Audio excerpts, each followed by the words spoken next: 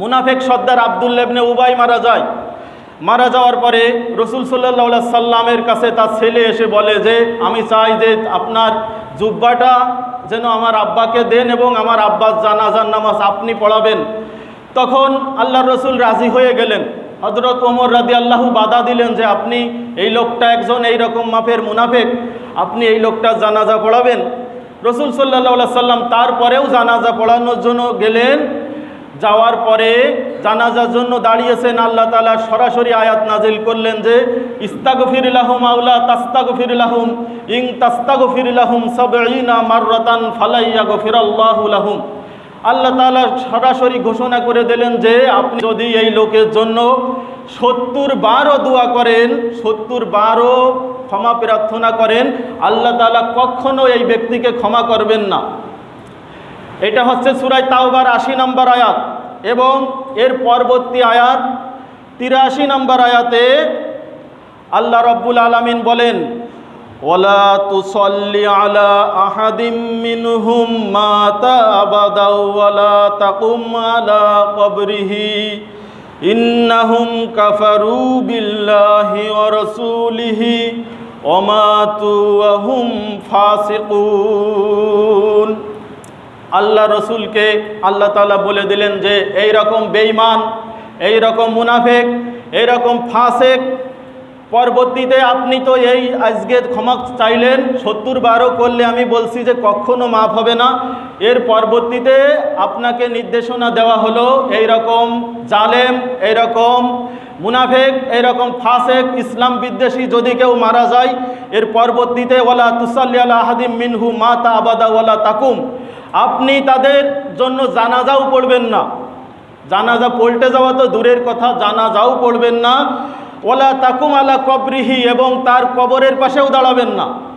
দেখছেন ইসলামিক ওয়াজ Jessore YouTube channel. শুধুমাত্র যে মারা গেছে তাকে উদ্দেশ্য করে বলবো না, আমরা যারা জীবিত আছি আমাদের সাথেও কবরে যাওয়ার পরে কি ঘটবে, আল্লাহ রসুল কি কি ইঙ্গিত দিয়েছেন এবং এই কবরে আমরা কতদিন থাকব, কতদিন পরে কিয়ামতের জন্য আমাদেরকে উঠানো হবে, ইনশাআল্লাহ এই বিষয়ে আজকে আলোচনা হবে। আল্লাহ রাব্বুল আলামিন যেন আমাদের তৌফিক দান করেন, বলেন আমিন। আমরা প্রথমত আলোচনা করব, আমরা যখন জানাজার নামাজ শেষ করি, জানাজা নামাজ শেষ করার পরে আমরা মাইয়াতকে নিয়ে কবরের দিকে রওনা হই। হওয়ার পথে আমরা অনেকে নিজস্ব পার্সোনাল গল্প করি, এগুলো না করে আমরা আশহাদু আল্লা ইলাহা ইল্লাল্লাহু ওয়াহদাহু লা শারীকা লাহু ওয়া আশহাদু আন্না মুহাম্মাদান আবদুহু ওয়া রাসূলুহু, এই কালিমাগুলো আমরা পড়তে থাকবো। তাহলে তার জন্যও ভালো হবে, আমাদের জন্যও ভালো হবে। এবং কবরে রাখার আগ পর্যন্ত এবং কবরে রাখার পরেও আমরা এই কালিমা, আল্লাহ তাআলার এই যে সাক্ষ্য, আল্লাহ তাআলার যে তাওহীদের বাণী, এইটা আমরা পড়তে থাকবো। কারণ এই সাক্ষ্য যদি আমাদের মাইয়েত বা আমরা যখন মারা যাব আল্লাহর কাছে যদি আমরা দিতে পারি এই সাক্ষ্যটা যে আশহাদু আল্লা ইলাহা ইল্লাল্লাহু ওয়াহদাহু লা শারীকা লাহু ওয়া আশহাদু আন্না মুহাম্মাদান আবদুহু ওয়া রাসূলুহু, যে ব্যক্তি কবরে ফেরেশতাদের সামনে এই কথাটা বলতে পারবে ইনশাআল্লাহ সে জান্নাতি হয়ে যাবে।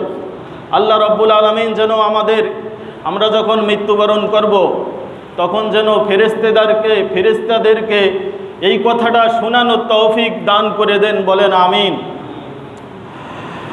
আমরা প্রথম যখন কবরে লাশ রাখব তখন আমরা কি দোয়া পড়ি? বিসমিল্লাহি ওয়া আলা মিল্লাতি রাসূলিল্লাহ, বিসমিল্লাহি ওয়া আলা সুন্নতি রাসূলিল্লাহ। এটাও হাদিসে আছে, যে কোনো একটা পড়লেও হবে, তবে আমরা বেশি যেটা আমাদের এলাকায় প্রচলন রয়েছে সেটা হচ্ছে বিসমিল্লাহি ওয়া আলা মিল্লাতে রাসূলিল্লাহ। এখানে একটু ব্যাখ্যা দেওয়া উচিত। মিল্লাত বলতে কি বোঝায়? রসুলের মিল্লাতের উপরে ছেড়ে দিলাম, রসুলের উপরে দায়িত্ব দিয়ে ছেড়ে দিলাম। এখন আল্লাহ রসুল দায়িত্ব নেওয়ার জন্য প্রস্তুত রয়েছেন, কিন্তু রয়েছে একটা, সেটা হচ্ছে যে আল্লাহ রসুল দুনিয়ায় আল্লাহ এবং রাসূল যেভাবে দিক নির্দেশনা দিয়েছেন, যে বিষয়গুলো মেনে নিয়েছেন, যে বিষয়গুলো তার বান্দাদের করতে বলেছেন, এই বিষয়গুলো মেনে নেওয়ার পরে যদি তার জন্য এই দোয়া করা হয় যে রসুলের মিল্লাতের উপরে রেখে গেলাম, তাহলে আল্লাহ রসুল এটা গ্রহণ করবেন। কিন্তু আপনি যদি সারা জীবন ইসলামের বিরোধিতা করেন, এক ওয়াক্তও জীবনে নামাজ পড়েন না, হুজুরদের দেখলে আপনার চুলকানি শুরু হয়ে যায়, আপনি ইসলাম বিদ্বেষী, আলেম বিদ্বেষী, আপনাকে যখন ওই ওয়ালা মিল্লাতে রসুলিল্লাহ বলা হবে তখন আল্লাহ রসুল কিন্তু গ্রহণ করবেন না। এই জন্য আমাদেরকে সতর্ক হওয়ার এখনই সর্বোচ্চ সময়, কারণ এখনও আমরা মৃত্যুবরণ করিনি। যে মৃত্যুবরণ করছে তার জন্য তো আর ওয়াজ করে কোনো লাভ নেই, তার ওই পর্যন্তই শেষ। আমরা যারা বেঁচে আছি, আমরা নতুন করে যেন আর কেউ ধরা না খায়, এই জন্য আমাদের আজকের আলোচনা সতর্কতামূলক। কবরে যাওয়ার আগে আমাদের এই প্রস্তুতি নিতে হবে যে আমরা যেন ইসলাম বিদ্বেষী না হই। ইসলাম বিদ্বেষী হয়ে গেলে পবিত্র কোরআনের ভিতরে আসছে যে আল্লাহর রসুলকে পর্যন্ত আল্লাহ তাআলা জানাজা এবং কবরের সামনে দাঁড়াতে নিষেধ করেছেন। আর আমরা তো কোনো সৈয়দ মৈদ হুজুর, আমাদেরও আল্লাহর রসুলের কাছে কোনো দাম আছে? আমরা তার যে হাদিস তিনি যা বর্ণনা করে গেছেন আমরা তাই এখানে বর্ণনা করে শোনাই। আমাদের নিজস্ব কোনো হাদিস, নিজস্ব কোনো কথা ইসলামের নামে চালিয়ে দেওয়ার কোনো ক্ষমতা আমাদের নেই। তিনিই ছিলেন শরিয়াত প্রণেতা, ইসলামী শরিয়াত তিনি প্রণয়ন করেছেন এবং পৃথিবীর সকল মুসলমান তার শরিয়াত গ্রহণ করছে। তিনাকে বলা হয়েছে যখন মুনাফিক সর্দার আব্দুল্লাহ ইবনে উবাই মারা যাওয়ার পরে রসুল সাল্লাল্লাহু আলাইহি সাল্লামের কাছে তার ছেলে এসে বলে যে আমি চাই যে আপনার জুব্বাটা যেন আমার আব্বাকে দেন এবং আমার আব্বার জানাজার নামাজ আপনি পড়াবেন। তখন আল্লাহর রসুল রাজি হয়ে গেলেন। হযরত ওমর রাদিয়াল্লাহু বাধা দিলেন যে আপনি এই লোকটা একজন এইরকম মাপের মুনাফিক, আপনি এই লোকটা জানাজা পড়াবেন? রসুল সাল্লাল্লাহু আলাইহি সাল্লাম তারপরেও জানাজা পড়ানোর জন্য গেলেন। যাওয়ার পরে জানাজার জন্য দাঁড়িয়েছেন, আল্লাহ তাআলা সরাসরি আয়াত নাজিল করলেন যে ইস্তাগফির লাহুম আওলা তাস্তাগফির লাহুম ইন তাস্তাগফির লাহুম ৭০ মাররাতান ফালা ইয়াগফিরাল্লাহু লাহুম। আল্লাহ তাআলা সরাসরি ঘোষণা করে দিলেন যে আপনি যদি এই লোকের জন্য ৭০ বারও দোয়া করেন, ৭০ বারও ক্ষমা প্রার্থনা করেন, আল্লাহ তাআলা কখনো এই ব্যক্তিকে ক্ষমা করবেন না। এটা হচ্ছে সূরা তাওবার ৮০ নম্বর আয়াত এবং এর পরবর্তী আয়াত ৮৩ নম্বর আয়াতে আল্লাহ রাব্বুল আলামিন বলেন ওয়ালা তুসাল্লি আলা আহাদিম মিনহুম মাতা আবাদা ওয়ালা তাকুম আলা কবরিহি ইন্নাহুম কাফারু বিল্লাহি ওয়া রাসূলিহি ওয়া মাতু ওয়া হুম ফাসিকুন। আল্লাহ রসুলকে আল্লাহ তাআলা বলে দিলেন যে এই রকম বেঈমান, এই রকম মুনাফিক, এই রকম ফাসিক, পরবর্তীতে আপনি তো এই আজকে ক্ষমা চাইলেন, ৭০ বারও করলে আমি বলছি যে কখনো মাফ হবে না। এর পরবর্তীতে আপনাকে নির্দেশনা দেওয়া হলো এই রকম জালেম, এই রকম মুনাফিক, এই রকম ফাসিক, ইসলাম বিদ্বেষী যদি কেউ মারা যায়, এর পরবর্তীতে ওয়ালা তুসাল্লি আলা আহাদিম মিনহু মাতা আবাদা ওয়ালা তাকুম, আপনি তাদের জন্য জানাজাও পড়বেন না। জানাজা পড়তে যাওয়া তো দূরের কথা, জানাজাও পড়বেন না। ওয়ালা তাকুম আলা কবরিহি, এবং তার কবরের পাশেও দাঁড়াবেন না। দেখেন কত ভয়ঙ্কর কথা, কত ভয়ঙ্কর কথা। আল্লাহর রসুলকে আল্লাহ তাআলা নিষেধ করে দিয়েছে যে এই রকম মাপের লোক যদি কেউ মারা যায় তাহলে আপনি জানাজাও পড়বেন না এবং তাদের জন্য কবরের পাশেও দাঁড়াবেন না। আর আমরা তো মনে করেন সাধারণ কোনো রকম কিছু শিখে একটু হুজুর হয়েছি তাই আমরা জানাজা পড়লে কি অবস্থা হবে। এই জন্য নিজের আমল নিজেকে ঠিক করতে হবে। আলেম বিদ্বেষী, মুনাফিক, ইসলামের শত্রু কোনোভাবেই হওয়া যাবে না, হলে আপনার ওখান থেকেই কপাল পোড়া শুরু হয়ে যাবে।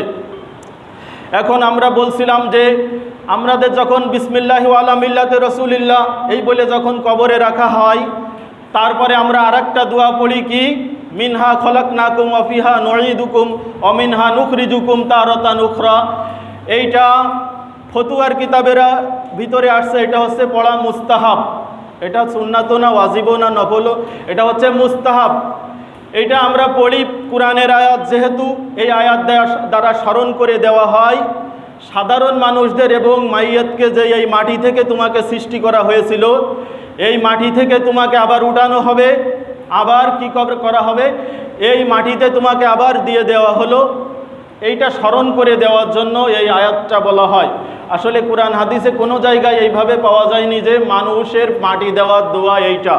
তবে ফতুয়ার কিতাবে আসছে যে এটা পড়া মুস্তাহাব, অর্থাৎ এটা পড়া যাবে, কোনো সমস্যা নেই, আমরা ইনশাল্লাহ পড়ব। মাটি দেওয়ার কাজ শেষ। এখন একজন মানুষ কতদিন এই কবরের ভিতরে থাকবে? আমাদের ভালোভাবে মনে রাখবেন যে আমরা হযরত আদম আলাইহিস সালামের সময় যারা মারা গেছে তারা কতদিন কবরে থাকবে, এবং সর্বশেষ যে ব্যক্তি মারা যাবে সেই ব্যক্তি কতদিন কবরে থাকবে। আমরা এই ব্যাপারে হযরত আবু হুরায়রা রাদিয়াল্লাহু থেকে একটা হাদিস শুনব। হযরত আবু হুরায়রা রাদিয়াল্লাহু বলছেন যে আন আবি হুরায়রা রাদিয়াল্লাহু আনহু ক্বালা ক্বালা রাসূলুল্লাহ সাল্লাল্লাহু আলাইহি ওয়াসাল্লাম মা বাইনা নাফখাতাইনি আরবাউনা ক্বালা আরবাউনা ইয়াওমান ক্বালা আবাইতু ক্বালা আরবাউনা শাহরান ক্বালা আবাইতু ক্বালা আরবাউনা সানাতান ক্বালা আবাইতু। হযরত আবু হুরায়রা রাদিয়াল্লাহু বর্ণনা করেন যে একটা সিংগায় ফুৎকার দেওয়ার পরে আরেকটা সিংগায় ফুৎকার দেওয়া হবে কিয়ামতের দিন, এর মাঝখানে কতটুক টাইম হবে সেই বিষয়ে 40-এর কথা উনি বলছেন। অন্য বর্ণনায় আছে এটা 40 বছর। ভালো করে মনে রাখবেন, 40 বছর। সর্বশেষ যে ব্যক্তি মারা যাবে, যখন সিংগায় ফুৎকার দেওয়া হবে, দেওয়ার পরে কি হবে, প্রথম সিংগায় ফুৎকার দেওয়ার সঙ্গে সঙ্গে পৃথিবীর যত প্রাণী থাকবে সব মারা যাবে, সব মারা যাবে। মারা যাওয়ার পরে তাদের ওয়াটোদাফন হয়ে যাবে। ওয়াটোদাফন হয়ে যাবে এই কারণে সেই সময় কোনো মানুষ পৃথিবী জমিনে বেঁচে থাকবে না, সব প্রাণী মারা যাবে। তারপরে ভূমিকম্প হবে, সব লণ্ডভণ্ড হয়ে যাবে। আকাশ জমিন যখন নিচে এসে, আকাশ যখন নিচে এসে আসলে পড়বে, তখন পৃথিবীর যত যত বিল্ডিং যা আছে সব কিছু ভেঙে চুরে, সাগর নদী নলা যা কিছু আছে সব কিছু সমান হয়ে যাবে, সমতল ভূমিতে পরিণত হয়ে যাবে। তখন কোনো জায়গায় উঁচু এরকম পাহাড় বা এরকম মসজিদ বা মনে করেন যে কোনো বিল্ডিং এরকম উঁচু কিছু দেখা যাবে না, সব সমান হয়ে যাবে। তারপরে কি হবে, আল্লাহ রাব্বুল আলামিন বৃষ্টি বর্ষণ করবেন। রাসূল সাল্লাল্লাহু আলাইহি সাল্লাম বলছেন যে ওয়ালা সুম্মা ইনজিলুল্লাহু মিনাস সামাই মা, আল্লাহ রাব্বুল আলামিন বৃষ্টি বর্ষণ করবেন। বৃষ্টি বর্ষণ করার কারণে কি হবে, মাটিগুলো নরম হয়ে যাবে। মাটি নরম হওয়ার পরে মানুষ কবর থেকে ওঠার জন্য একটা প্রস্তুতি গ্রহণ করবে। কেমন নরম হয়ে যাবে, এখানে বলা হচ্ছে যে গাছগাছালি যেমন এই নরম মাটি পানি পাওয়ার পরে আস্তে আস্তে অঙ্কুরিত হয়, নরম মাটিতে তাড়াতাড়ি যেমন চারা গাছ গজায়, ঠিক এরকম নরম মাটি হয়ে যাবে। তারপরে মানুষ উঠার জন্য একটা প্রস্তুতি গ্রহণ করবে। এর ভিতরে কতদিন হয়ে যাবে, এর ভিতরে 40 বছর হয়ে যাবে। অর্থাৎ আদম আলাইহিস সালামের সময় যে মারা গেছে তার তো কত হাজার বছর সে কবরে আছে আমরা জানি না। তবে সর্বশেষ যে ব্যক্তি ওই সিংগায় ফুৎকার দেওয়ার দিন মারা যাবে, ওই ব্যক্তি থাকবে কবরের ভিতরে 40 বছর। 40,000 বছর না, 40 বছর ওই ব্যক্তি কবরে থাকবে। তারপরে দ্বিতীয় ফুৎকার দেওয়া হবে। দ্বিতীয় ফুৎকার দেওয়ার আগে আল্লাহ রাব্বুল আলামিন এখানে রাসূল সাল্লাল্লাহু আলাইহি সাল্লামের মাধ্যমে জানিয়েছেন যে লাইসা মিনাল ইনসানি শাইউন ইল্লা ইয়াবলা ইল্লা আজমান ওয়াহিদান। মানুষের এই মৃত্যুবরণ করার পরে সাধারণ যারা মানুষ তাদের কবরে কিছুই পাওয়া যায় না, শুধুমাত্র একটা হাড় থাকে। ঠিক এই পিছনের নিতম্বের আশেপাশের একটা হাড় আল্লাহ রাব্বুল আলামিন নিদর্শন হিসেবে ওই হাড়টা রাখেন।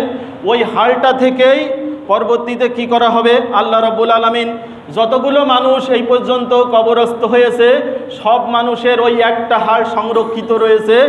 হাদিসের ভিতরে আসছে যে ওই হাড় থেকে মানুষ আবার জাগ্রত হবে। ওখান থেকে আল্লাহ আবার মানুষকে এই যে অবয়ব রয়েছে, রক্ত মাংসের যে শরীর, এই শরীরটা আল্লাহ তাআলা আবার তাদেরকে ফিরিয়ে দেবেন। তারপরে ওখান থেকে মানুষ উঠে কিয়ামতের দিন চলে যাবে। এই ব্যাপারে পবিত্র কোরআনের একটি আয়াত পাওয়া যায়, সেটা হচ্ছে কতদিন কিয়ামতে অর্থাৎ কতদিন কবরে থাকতে হবে এই ব্যাপারে একটা আয়াত রয়েছে।